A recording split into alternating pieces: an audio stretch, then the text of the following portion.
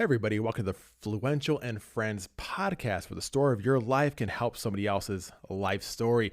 My name is Joseph Ortiz. I'm here with my very special guest, Mr. Ryan Tillman. How we do today, Ryan? What's going on, my brother? What's going on? Pleasure to be here. Man, so for people who don't know, I've known Ryan for, who knows how many years, it's been right? A while. And the growth and the impact that you've been making in the community and just across the nation has been everywhere, man. And I find myself very grateful and blessed to call you a friend, someone who I know, someone who I've seen kind of go through this huge transformation to who you are today.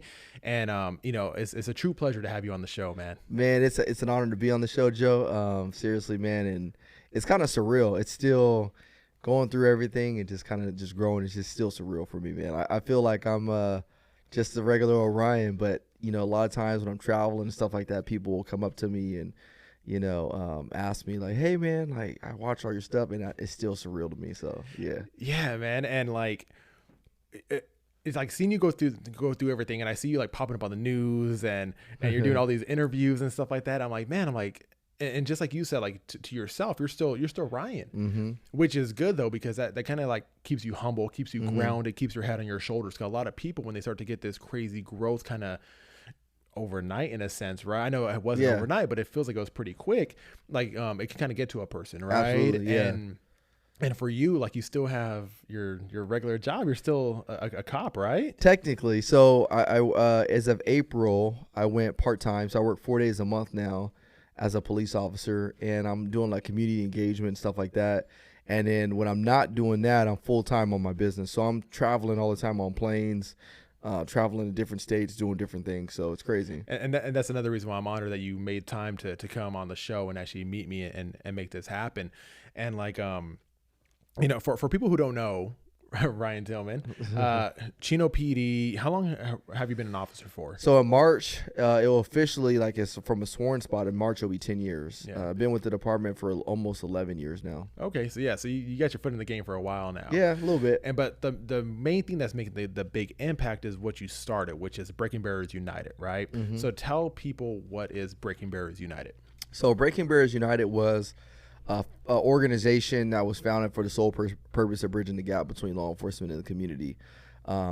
Before I became a police officer, I didn't have the best experiences with law enforcement. So fast forward, when I became a police officer, I saw things from a different lens, from a different perspective. And so I had a really big passion to go out there and educate people on what the reality of law enforcement is all about. Because you watch the news and you see all this stuff in social media, and it's not really true. It's not reality. I mean, don't get me wrong. There's definitely some things that are wrong in law enforcement, but it's not as sensationalized in reality like it appears to be. So I started this organization to go out there, bridge the gap between law enforcement and the community, and it's completely blown up. So one thing I wanted to ask is, why hasn't anybody else taken this kind of approach? Like, why you? What makes you different? Was it the way you came about it? Like, what makes you different? Why has anybody else like tried this in such a big public eye in the way you did? So I just think the timing was right. And what I mean by so if you look at officers of old, I've met so many officers that are, been retired for many years, and they had the same mentality as I've had for many years, but they just said the timing wasn't right. Like the profession wasn't ready to accept the reality of needing growth or needing change. And if they would have tried to do things back in the day, it probably wouldn't have worked. And then you have a lot of officers now that are doing what I'm doing now. But I've kind of been doing this for almost 7-8 years now, and I've been consistent. So I think there is officers, no doubt about it, that have taken the same or similar approach that I have, but I've just been consistently doing it over and over and over again. And so I think that's where, you don't really hear about other people, just because they may not be as consistent. So, but I talk to people all the time that are, have the same mindset and trying to do the same thing.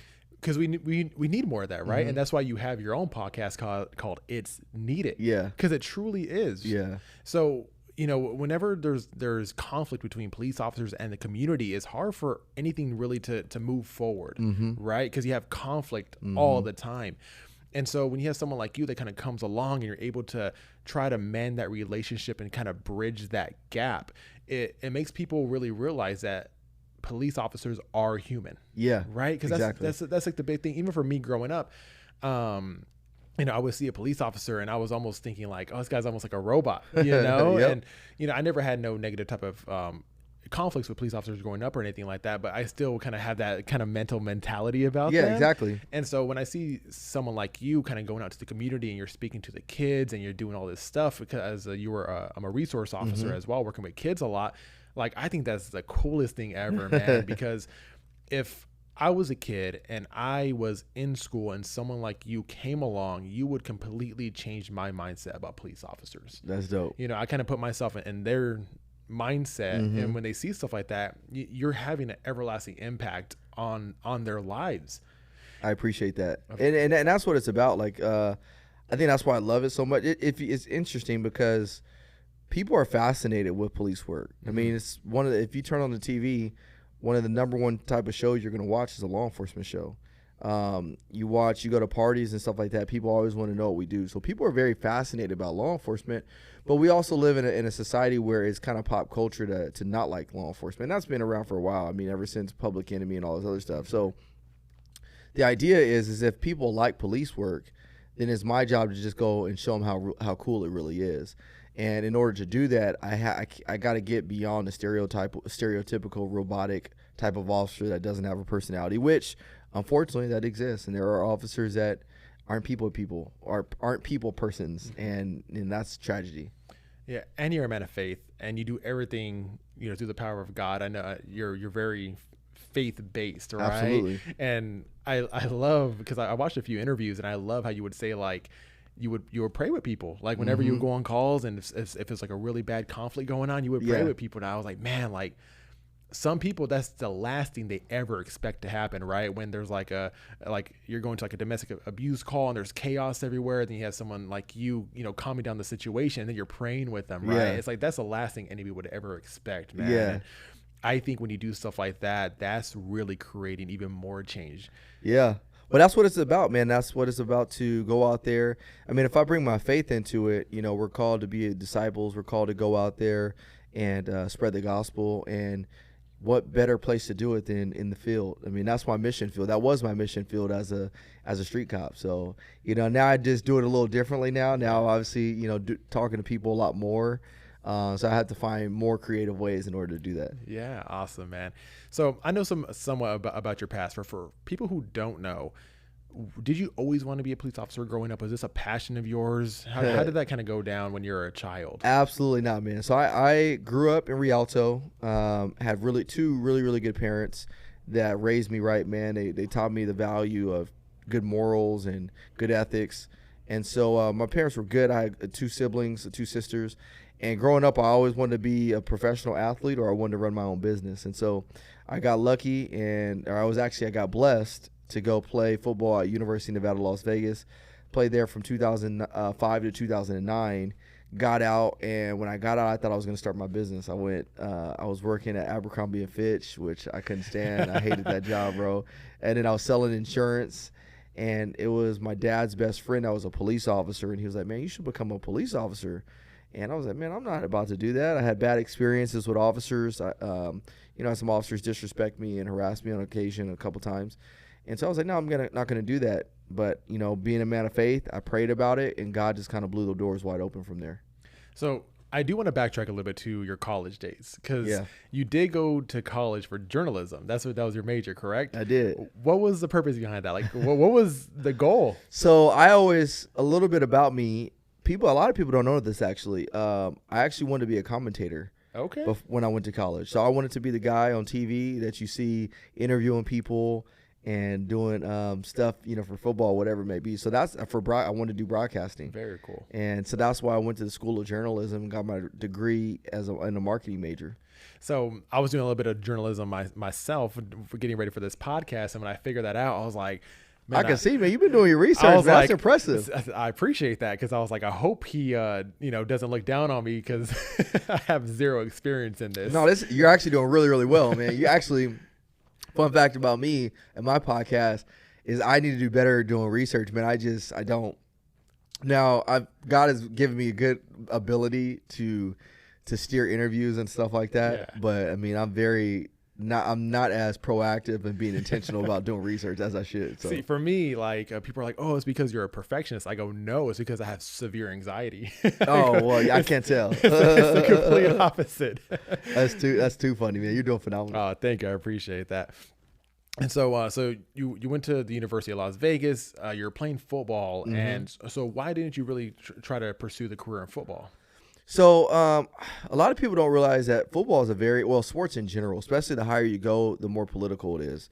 And I had been playing when I got to college by my senior year. I had been playing football for almost 16 years because I started playing at a young age, at 8 years old. So as I continued to go and play, sorry, Bless you. Excuse me. Man, it's that pre-workout is playing.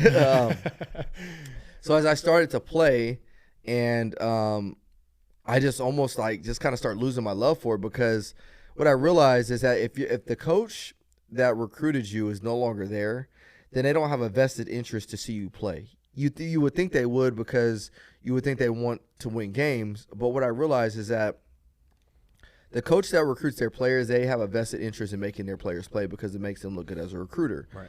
And so, unfortunately, when I was in college, the people that recruited me weren't coaching there toward the latter years of my football career. And, I want to say I wasn't treated the most fairest when it came to playing time. And so over time, it caused me to start losing my love. And by my senior year, I was just like, oh, you know what? Once the senior year is over, I'm done. I don't really want to play anymore. And so I was just kind of over it at that moment in time. Yeah, the reason why I wanted to touch on it a little bit more is because as you were coming in here for the podcast, you were watching the UNLV football game. Yeah, the football game. Yeah. I still love it, man. I still love football. I still miss it. Football was one of those, college actually was probably one of the easiest times of my life. But when you really look at it at the time, it felt like it was one of the hardest times of my life. But looking back, man, now being married, having 3 kids, I'm like, man, life was like, bills, life, running a business, like so easy back then. So I still root for my alumni, man. I still love the school. It was a phenomenal school to go to. So I still cheer for them. That's very cool. So moving forward a little bit now. So your dad's friend is trying to convince you to be a police officer. You're praying on it.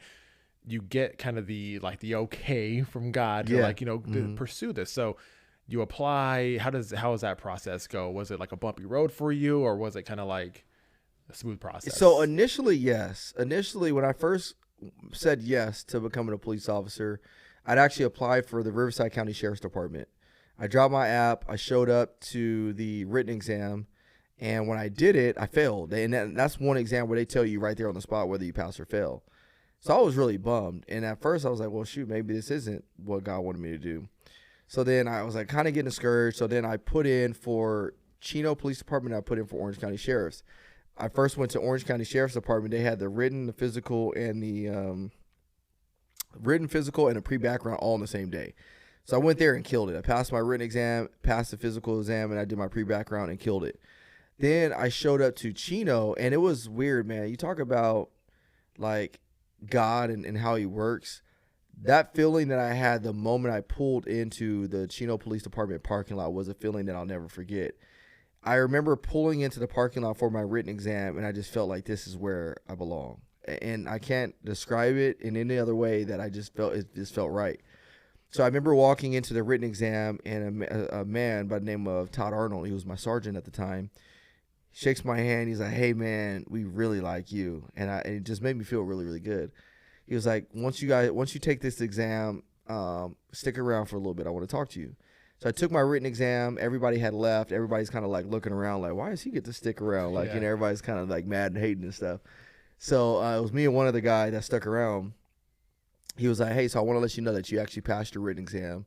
We already graded it. And he was like, and secondly, man, we've been looking at your background. We've heard a lot about you. We really like you. And so he started prepping me for the next process. Nice. So from start to finish, so continue on. I passed my written.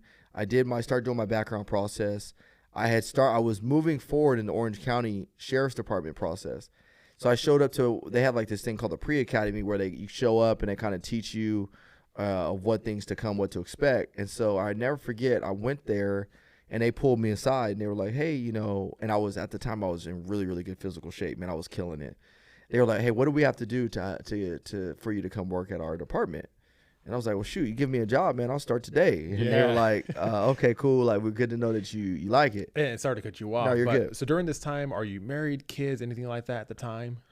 Yeah, no. So at the time I was married and my wife was pregnant. Oh, okay. Yeah. So that was a little more motivation. Yeah, right? absolutely. Okay. Well, that's actually one of the things that kind of prompted me to start to look at a different job because my wife was pregnant. So I knew I was like, got to be a big boy now and got to handle my business.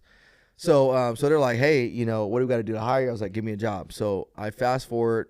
I go to do my oral interview with Chino Police Department, and I knocked it out of the park, man. I did really, really well. And right when I finished, I'm walking out. They're getting ready to walk me out, and the sergeant at the time, who's now one of our captains at the department, comes and flags me down. He's like, "Hey, Ryan, man, what do we got to do to hire you?" And I was like, "Or what do we got to do for you to come work at Chino?" I was like, "Well, shoot, give me a freaking job. Like, give me a job, man. I'll start today." And so it was interesting, man. I actually had the opportunity of essentially picking where I wanted to work. It was either going to be Orange County or Chino. And at the time, man, I just loved Chino. One, I was living locally at the time. I was living in Ontario. I wasn't going to have to drive far for the academy. You know, if I would have went to Orange County, I would have been having to commute every day. So God made it really easy. So from this time I started my process with Chino to the time I got hired was like 3 months, which was like unheard of. Wow. Yeah, because that's usually a pretty strenuous 6-8 month very, process very, sometimes. very strenuous process. And so you talk about God kind of confirming things for me, like he was confirming that for me. So young Tillman in the academy graduates. You're a police officer now. When do you start noticing that you're different, that you're taking a different approach? So is it like you're in training, you have your what's your training officer? What do you guys call that? Yeah, your field training officer. Yeah, your field training officer. Like when you start noticing, like, I kind of want to do things differently. So I think that I started noticing that I was different when I was in the academy. And the reason I said I started noticing that I was different is because, keep in mind, law enforcement was one of the things that was furthest from my mind. And I'm not the best test taker. I've never been a really good test taker. I've been pretty, like, you know, smart, but I've never really been good academically. I mean, on paper, like, I'm good academically because I knew how to play the game, but I wasn't really good at taking tests and stuff. So I went to the academy, and I did really well. I graduated number 2 overall in my class. I missed being number 1 by 0.04%. Wow. It was like, you know, one more answer right, and I probably would have graduated top overall in my class. So I start realizing that this professional law enforcement came easy to me. Like, making decisions came easy to me. Talking to people came easy to me. So then I got into the field training. I graduated, got into the field training program. And when I was in that program, I wasn't sure if I wanted to do law enforcement. I felt like, because like that was when I was actually now in a police car doing real police work. It was no more play stuff. Like, this was all real. And I just wasn't, like, I didn't really like it, man. I felt like every time I pulled somebody over, I felt like I was messing with them. I felt like I was bothering people. I just wasn't a fan of it. But I realized after the fact that it was because I was having to do things the way that they told me to do it, as opposed to being able to do it the way Ryan wanted to do it. Right.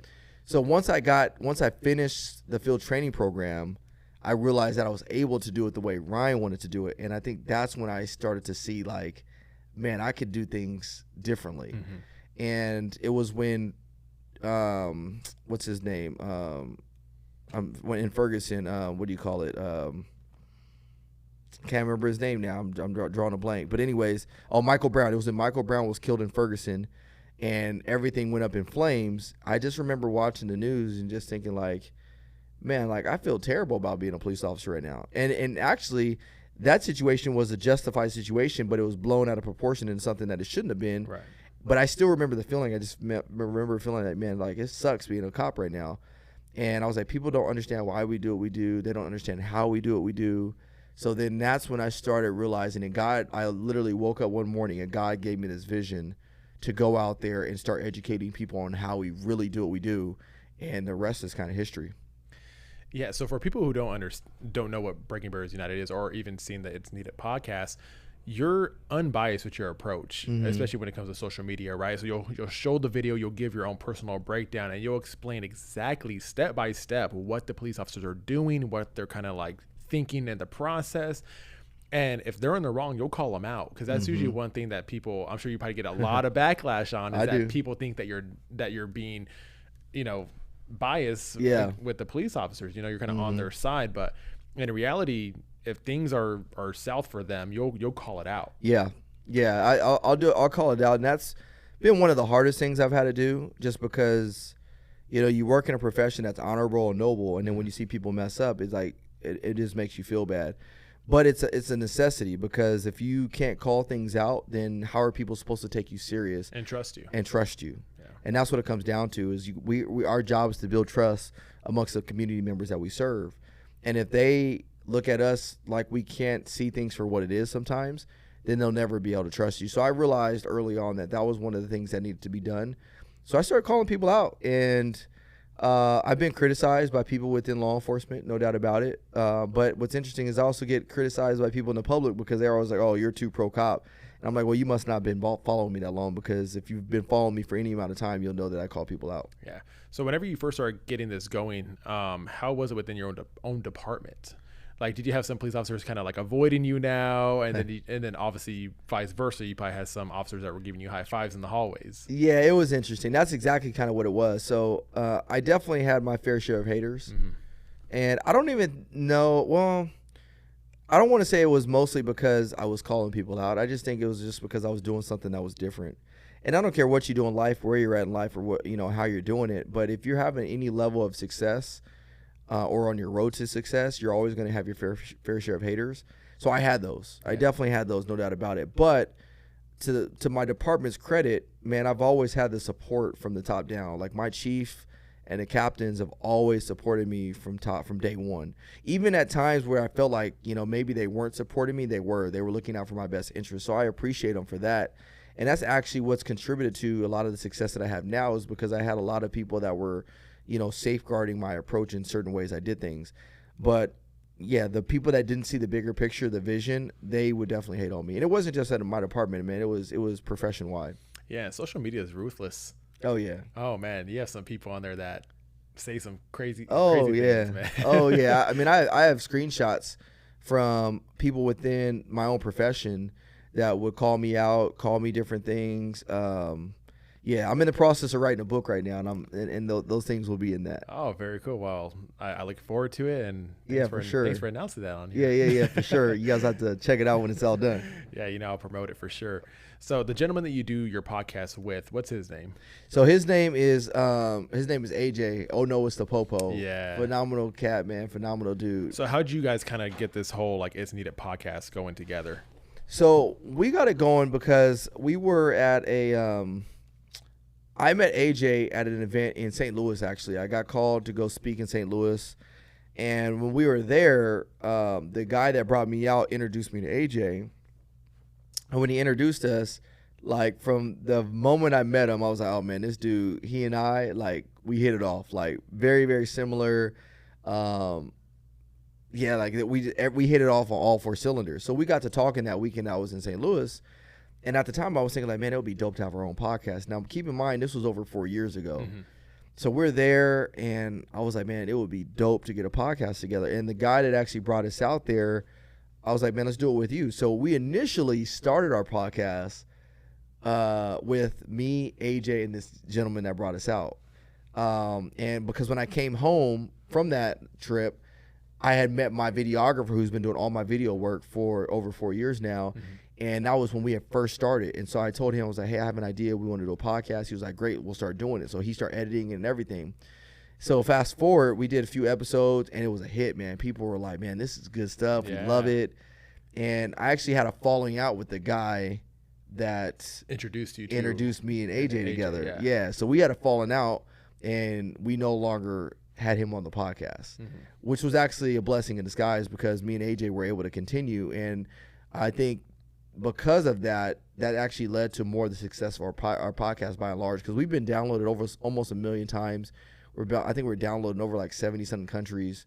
And so we hit it off really, really well, and that's kind of how we met. Yeah, and your guys' chemistry is so good together. You guys, like, if I didn't see your guys' faces, I would probably think you guys were related almost because you guys are just like so much the same person, you know, the way you guys can, your little innuendos and stuff like that. I think it's awesome. And he's a police officer in a different part of the nation, right? Yeah, he's a police officer in Columbus, Ohio. So fun fact, me and AJ have physically only been together 3 times. Wow. Yeah. We've only been together 3 times, which was the time I met him in St. Louis. He came out one time after that and stayed with us, and we made some content. And then he came out for our first conference that we held 2 years ago. So I think he's planning on coming back out here in a couple of weeks for our second conference. But yeah, we've only been personally in person together 3 times over the 4 years. And you would never know. People, they would never know that based on our chemistry. Absolutely not. But that's pretty cool because obviously you're over here in the Cali area, he's over there in the Ohio area, so you guys kind of like bounce ideas off each other and impact even a bigger area rather than if you guys were in the same area locally. Absolutely. It's completely different. So we bring different perspectives. Yeah, I think that's awesome. And so with you doing the Breaking Barriers United and making so much change, I heard you speak before about you are almost like trying to find a way to certify certain police departments to be up to a certain standard. Dang, bro, you've really been doing your research. That is impressive. So thank you. I love it. Yeah, I'm in the process of doing a lot of things, man. One of my mottos and my mission statement has been to change the face of modern day policing. And in order to do that, that means that a lot of people have to have a different mindset about how policing is.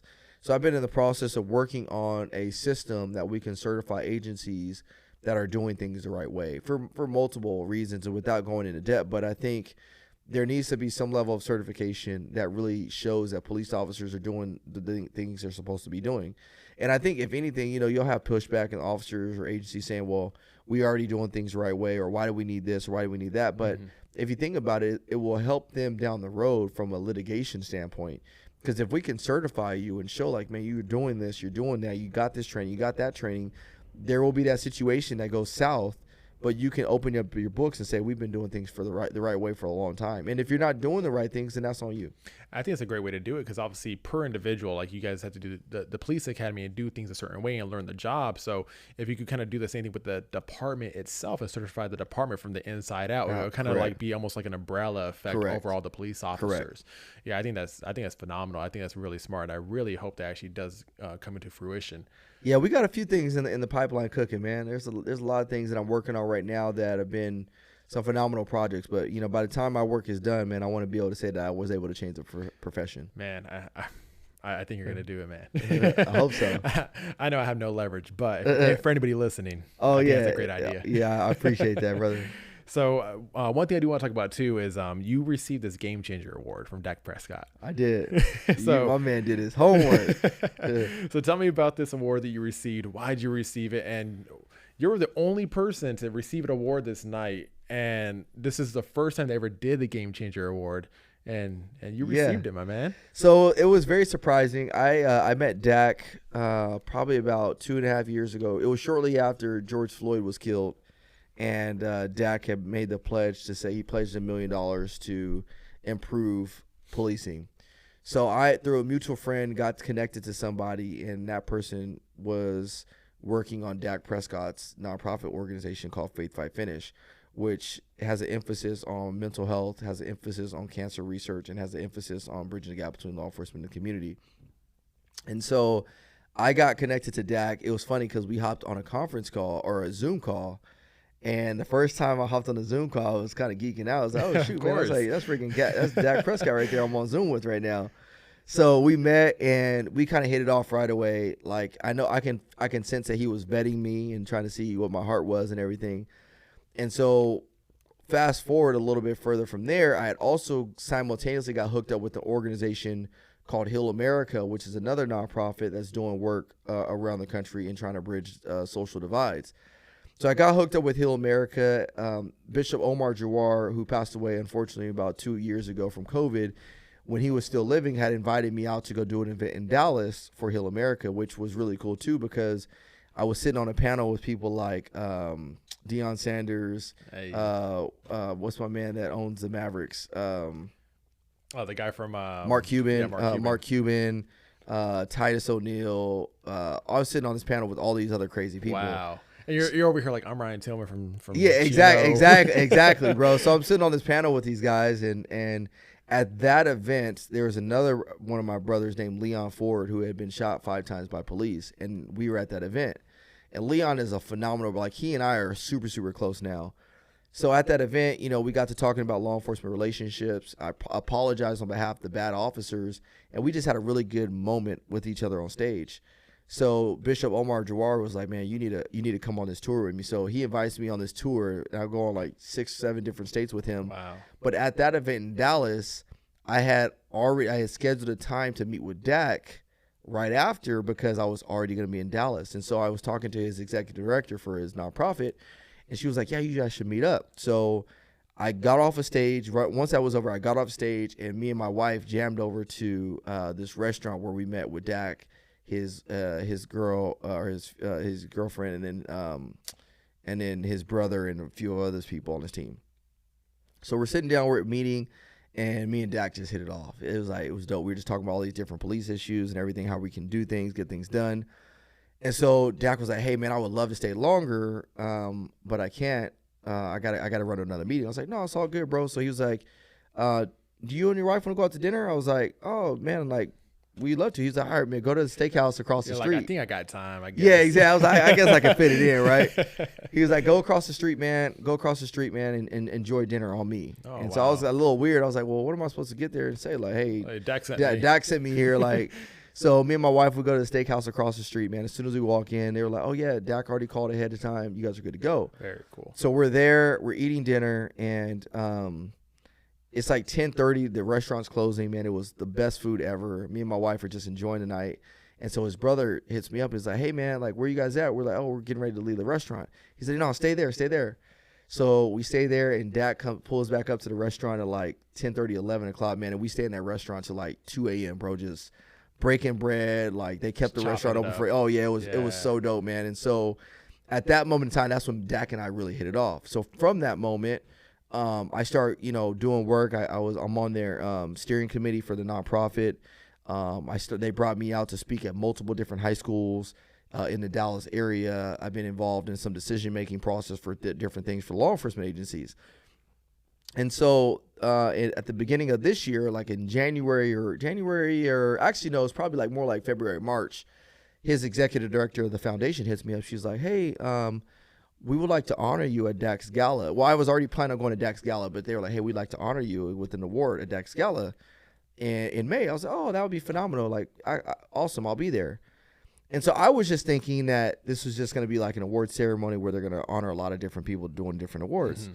So me and my wife, we show up to the gala, and it was a beautiful, beautiful gala, man. Like, it was a beautiful hotel. There's so many different people. I mean, these are all the decision makers. A lot of people from Dallas Cowboys are there. Ezekiel Elliott's there. All these people are there. And we're sitting down, and they start. Dak goes up on stage. He talks about the committee, what he's done, all the work he's doing. And then they go into the dinner session, which the dinner was bomb. And then right after dinner is over, I'm thinking, okay, this is going to be the award ceremony. Now, mind you, again, I'm thinking that there's going to be multiple people getting awards here. So we come back from the session. They start with the video, and the video is talking about all the work I've been doing. Oh, wow. I'm like, okay, this is cool. You're looking around. Yeah, I'm looking around. and now people are looking at me. Yeah. Because I'm a nobody. All Man. these People professional athletes all these stuff. people looking like nobody knows who I am. And so now people are looking at me because they're seeing me up on the stage. And so Dak invites me up on stage to receive the Game Changer Award and honor me for all the work I've been doing. And they had never given this award out of this gala award for us. So that was dope. So in my mind, I'm thinking, okay, cool. I got the first award, and let's see who gets the next award. And after that, I was like, all right, cool. Now, congratulations. I got up on stage, gave a speech, gave like a whole speech, had teleprompters and everything.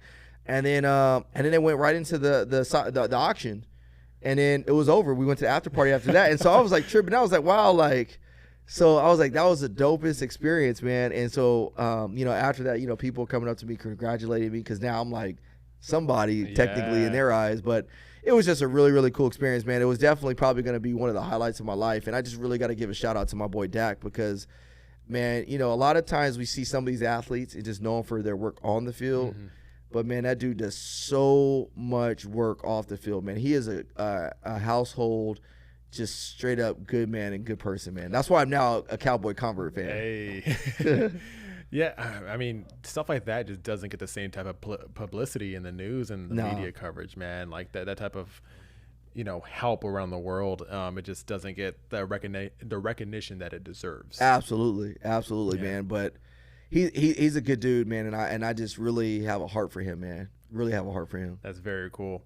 So now with all this going on, you got Breaking Barriers United, you got the It's Needed podcast. Things are going good, and then all of a sudden, the George Floyd incident happens, right? And you have people chanting, defund the police. Does this kind of feel like it kind of took a few steps back of all the hard work you were doing the previous years?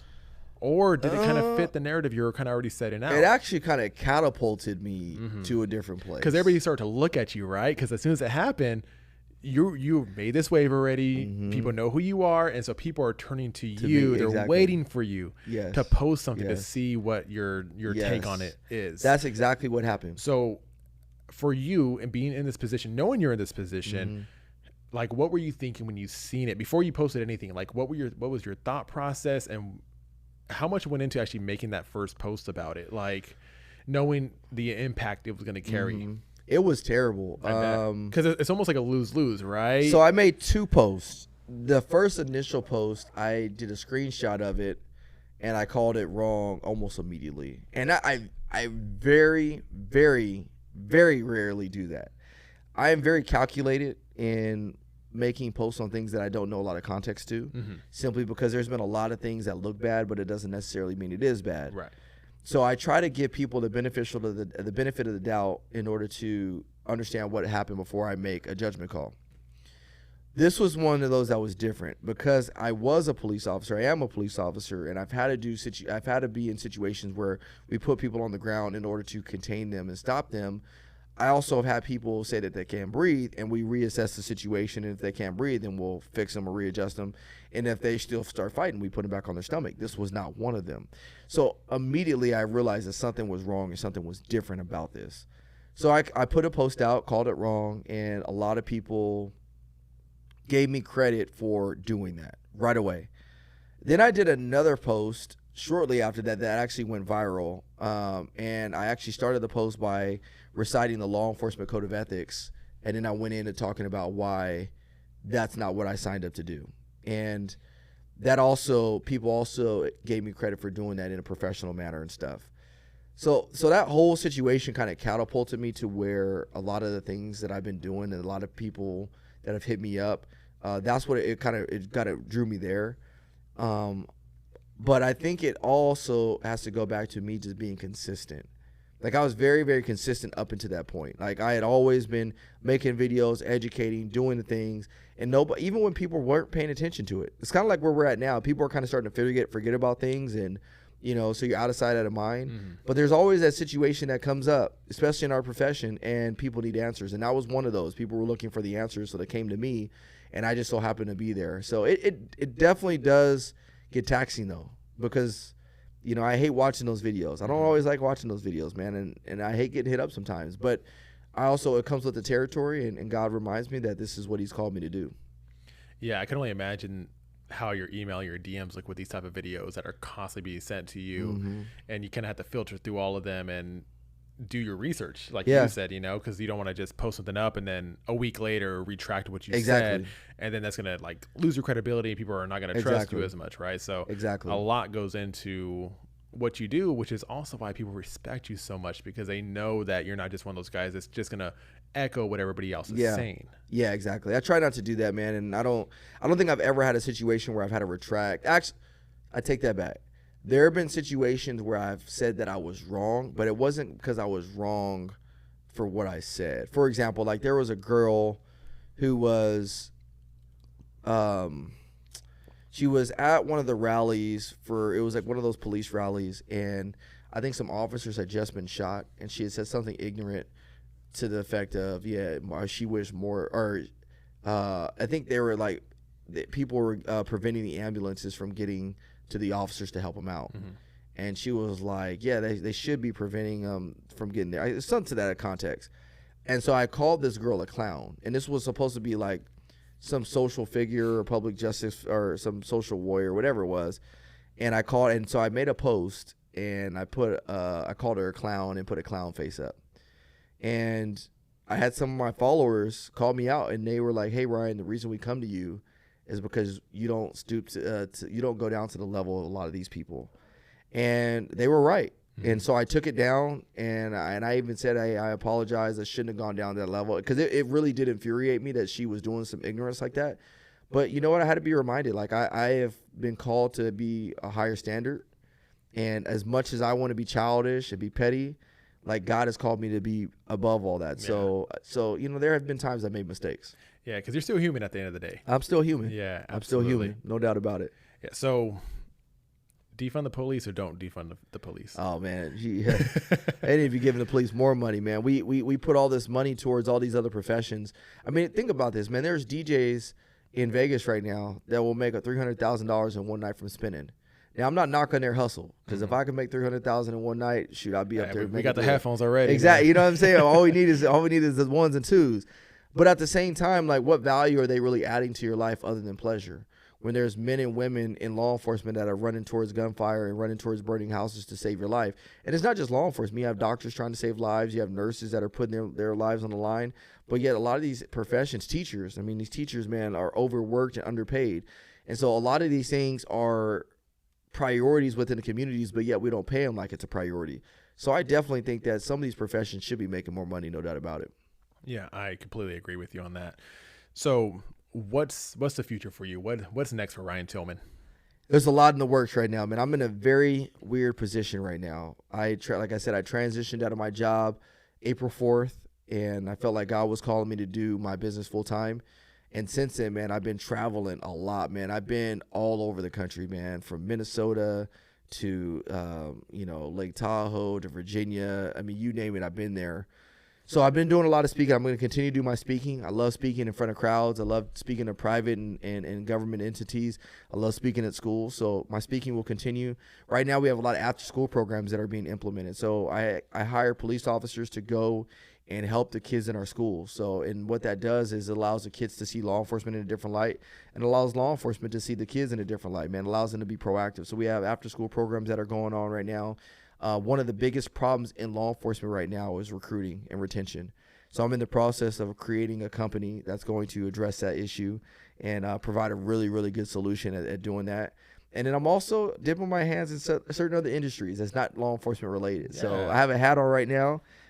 This is called One Love IE. One of my really good friends, Justin. He's the owner of the company. I've seen it before. And so I'm in the process of helping him scale that business and scale that brand. And because I really believe in the mission behind it, it stands for One Love in Everything. And if you're in the IE, it's One Love IE, One Love Inland Empire. But it also means one love in everything. So I'm dipping my fingers in other things right now as well. That's very cool, man. I love it. So for anybody right now who's kind of on the ropes about being a police officer, because obviously a lot of people are kind of like, oh, it's a bad time to be a police officer, when it's kind of like, if people are going to complain about being police officers, then that means we need more good police officers, right? So for someone who might be on the fence right now, for people kind of saying that, like, it's a bad time to be a police officer, what do you say to that? Life is about perspective. And I'm going to so I heard this story told when I was listening to a podcast the other day, and I've used it. This will be my third time using it this week. But I'm going to use it again because it just provides so much clarity. So there's a story about two gentlemen that are in Buffalo, New York, when it's cold, and they're driving. And as they're driving, they stop at one of these gas stations that's full service, where the attendant will come out and pump the gas for you. So the attendant comes out, and he asks, how can I help you guys? And the driver says, hey, man, I need you to clean my windshield. Can you do that? And the guy's like, oh, absolutely. I'll clean it for you. So he pulls out his Windex. He starts to wipe the window down. And then after he does it, the driver looks at the windshield. He's like, hey, man, it's not clean yet. The passenger looks at the windshield, and he's like, it looks clean to me, but whatever. He's still seeing something. So the attendant wipes the window down again. And then he's like, and the driver's like, man, it's still dirty. Passenger's looking at him like, man, you tripping, bro, because it looks clean to me. Yeah. So the attendant's like, all right, man, I'll clean it one more time for you, bro. I don't know what to tell you, but I'm doing my best. Sprays it down with the Windex again, wipes it down. The passenger's like, man, it's got to be clean this time. It's 3 times, man. 3rd time's the charm. Driver looks at it, and he's looking it up and down. He's like, bro, I don't know what you're doing, bro, but it's not working. Whatever you're using is not working. Mm-hmm. So then the passenger looks over at the driver, and he's like, I think I figured out what the problem is. Bro, you need to take your glasses off and look at the windshield. And so what the problem was is that the smudge and the marks were on his glasses and not the windshield. Mm-hmm. Well, I use that as an example to say this, is that right now, law enforcement is one of the best times to get into it. life is about perspective. And when you look at what's going on around you, when you look at all the negative stuff, the naysayers and stuff like that, it could definitely appear on face value that it's the worst time. But if you look deeper, if you look a little bit deeper than that, I think it's the best time, because right now is the time that you can come in and change the profession for the better. You can come in there and stimulate different programs and start different things and do it in a different way. And so, my cousin said a long time ago, man, when everybody's running away from a burning building, I'm running towards it, trying to figure out how I can redo it. Just like kind of like how you've ran into this building and start figuring out how you can do this building better. Mm-hmm. I think that we need to look at law enforcement the same way. You have the opportunity to go out there, impact lives, and do a noble profession, a noble and honorable profession. So, man, you should run towards this profession. It's a fun one too, man. If you do it the right way, it's a very, very fun job. And I always tell people, man, everybody wants to hear a cop story. They don't want to hear your story. You took the words right out of my mouth. So my best friend Ray, he's a San Bernardino PD. Yeah. And San Bernardino is an exciting city. It is. And my older brother is medically retired from Fontana PD. Yes, I met your older brother. He was doing backgrounds for us for a while. Yeah, with Chino. Yeah, exactly. That's very correct. So one thing I love is their cop stories, Mm-hmm. So I have the utmost respect for everything that you guys do, because I hear these stories, right? And at the same time, as they're telling me, I'm like, man, like, these guys are human and they have to deal with this stuff every single day in, day out. Yeah, day in, day out for the most part, right? Mm-hmm. And so, I have the utmost respect for everything you guys do, and kudos for every single police officer out there and first responder. Ryan, I love you, my guy. Same here, bro. I appreciate you so much for taking the time out of your busy schedule to sit down with me and have this conversation, because it is needed. Hey, my man. My man right there. So tell the people where they can find you. Absolutely. So first, before I do that, man, thank you for having me on, man. Like I said, it's humbling, bro. It is humbling. I still feel like I'm just a nobody. I'm just a nobody I'm a nobody in my eyes, but I'm a somebody in God's eyes. Yeah. And I'm a somebody in Jesus Christ's eyes. So, it's hard for me to take the kudos sometimes, because I really have a heart to do the work. Because you're just doing it because you love it. I do. But, man, it is so cool, though, man, when I travel all the time. Like I said, I've said that multiple times. I was just at the airport on Monday in Lake Tahoe, and the flight attendant recognizes me. And he's like, man, thank you. He's like, man, I got my written exam. Thank you for all the work you do. So it's humbling. So just the mere fact that you have me here, man, it's an honor to be here. Oh, thank you. And, man, keep doing what you're doing, man, because I truly love what you're doing. However I can help, I'll do it. And anybody that's listening to this podcast, if I can give you any advice or whatever it is, reach out to my man Joe or DM me, and I'll help you out. But where to find me, you guys can find me on all my Instagram or all my social media platforms, Instagram, the Old People website, Facebook. I call it Old People website because the kids eat me up. YouTube, but it's all Breaking Barriers United. So if you just look up Breaking Barriers United, it will take you straight to my all my Instagram pages or my YouTube, Twitter, whatever. And then I'm also on a website, breakingbarriersunited.com, all one word. So breakingbarriersunited.com. And you can find me there, and make sure you guys listen to the It's Needed podcast too on all of our major podcast platforms. So Spotify, iTunes, wherever you listen to podcasts at. And be on the lookout for that book. Yes, man. This is challenging. It's challenging, but it's going to be good, man. I got confirmation that I was doing the right thing when I spoke on Tuesday. And right when I got done speaking, a lady walked up to me. She was like, please tell me you have a book. And I said, not yet, but it's coming. Hey, well, when it comes out, I would love to have you on again so we can talk over that as well. Let's do it. Ryan, it's been a pleasure, my guy. Oh, I appreciate you, bro. Love you, man. Hey, thank you, everybody, for tuning in, and we'll see you guys next time. Peace. Man, that was awesome, bro. Oh, man, that was so much fun. Oh, man, thanks again for having me, dog. Dude, of course, man. Thanks for making the time.